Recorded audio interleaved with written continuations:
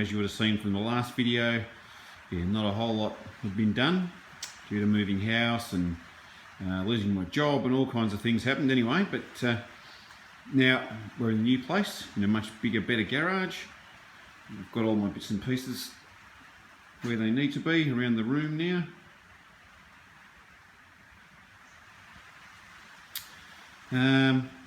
So to get straight back into it, today I'm going to start on this front end because there are a lot of bits here, even after sandblasting, have rusted away. So that front plate there will probably change altogether rather than trying to put all new little pieces into that. And down here, these supports have got a few holes in them, so I'm going to try and save those. So first up, I'll hit them with the grinder and see what's underneath that primer, and then hopefully we can repair them.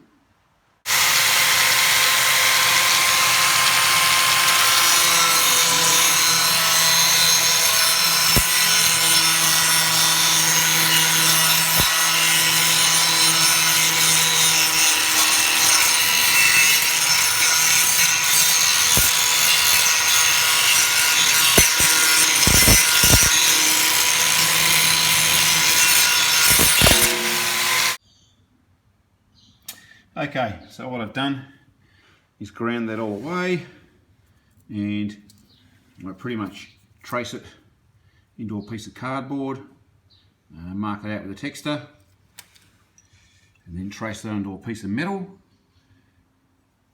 that way around, and it's pretty much ready to go in there. So I've started welding that patch in. I just pretty much hold it on with a couple of little magnets there. You can see there what I've done is I've gone and filed the hole out a bit too much after I'd already cut the patch, which is probably not what you want to do. But those little gaps don't really matter when you're using a MIG welder. I've got a Mini MIG 100 gasless, which is not the best welder. It's a fairly cheap sort of one. I'm sure there's plenty of people out there with much better equipment than I have. But yeah, look, it does the job, especially on these sorts of little patches.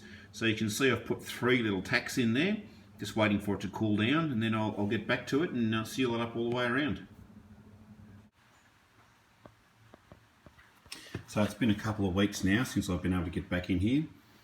And that was a repair I finished last time, but as you can see, yeah, there's so many little tiny welds, little holes filled up with the MIG in there, and I'm just not happy with it. If it's going to hold weight, it just looks a bit flimsy to me. The metal just isn't strong enough, I don't think.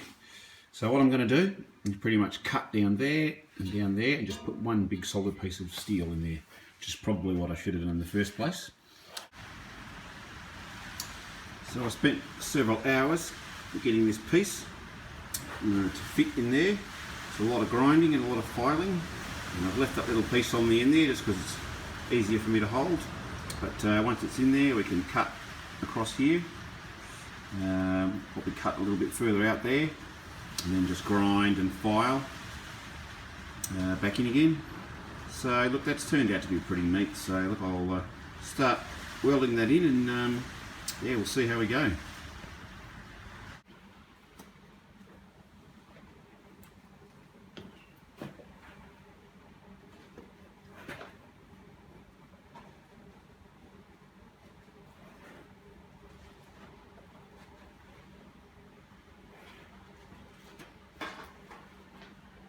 Go.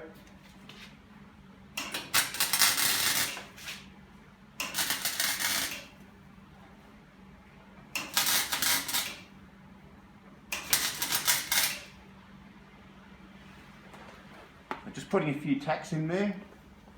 Yeah, we've got quite a few around the edges now, and it's all looking pretty straight. So I'll keep working on this, but so far it's going pretty well.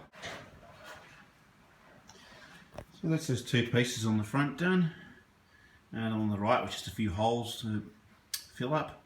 This one on the left, I've ended up cutting that whole section away and fabricating a piece to go in there. The back corner there, unfortunately, I went through the metal. It was a bit soft there, so I've had to sort of MIG that up.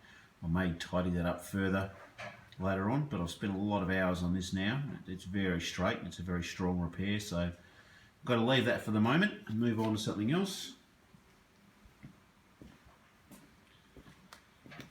Now down here we have a dog leg which has got quite a few holes in it, and the bottom bit there as well. So there's a bit of rust in there, I suspect. So what I'll probably do is chop it away, maybe there, above where the holes are, and put a new section in. And yeah, rather than trying to fabricate my own piece this time, I'm just going to go with a Rare Spares dog leg.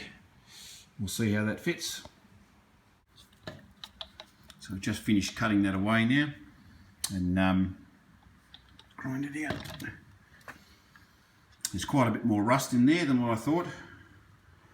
As you can see in the bottom there, and down on the ground, quite a lot of rust and body filler, and yeah, the panel broke up as I was cutting it. So that's going to require a bit more work than I thought. I may even have to do a patch in here as well as on the outside.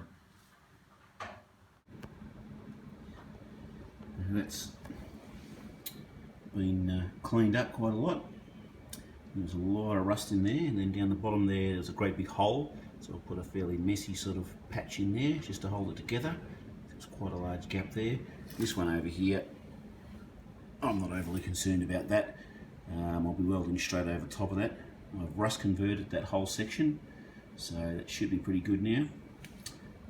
Hopefully I can weld onto it without too many issues. And also got my Rare Spares patch here, which looked like it would fit, but turned out it seemed to be a couple of mil out in every direction. So yeah, I spent a long time getting this to the right shape. As you can see, I've been banging away at it, and I've just drilled out where all the spot welds go. And now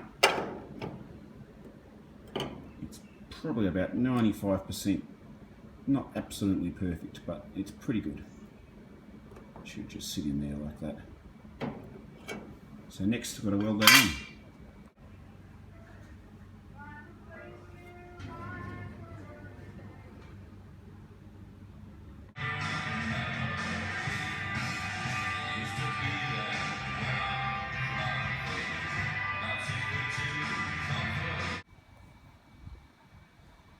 So here's a patch I was working on a while ago.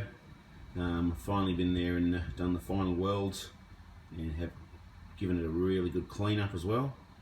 And for those that are watching, I'm by no means an expert at this. This is my first restoration, so everything I do is basically a learning curve. I've made loads of mistakes and I've learned from them. And yeah, each patch I do, I'm getting better. So this one is in the sill. I cut the rusty section out and welded this one in.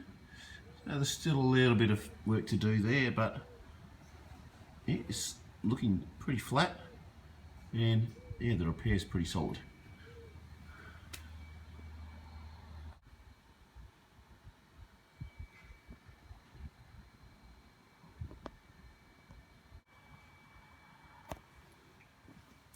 So you'll see I sprayed primer on a few of these welds just to protect them.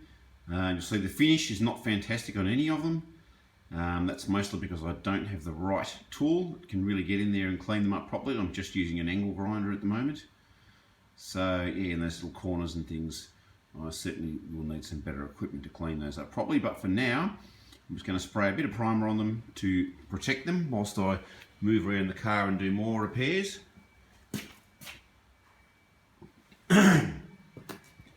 Eventually I'll come back, tidy all of these up, but for now we might as well keep going. Next up is another dog leg. This one is worse than the other one. There's a number of holes in there to be repaired, so I'm going to cut this section away. We'll start on this.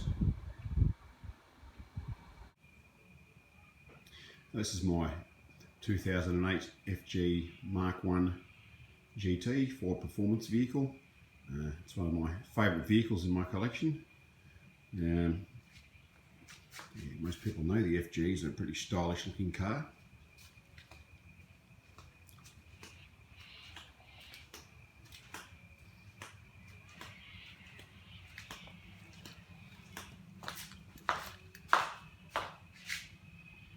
So let's take it for a spin and see what it can do. It's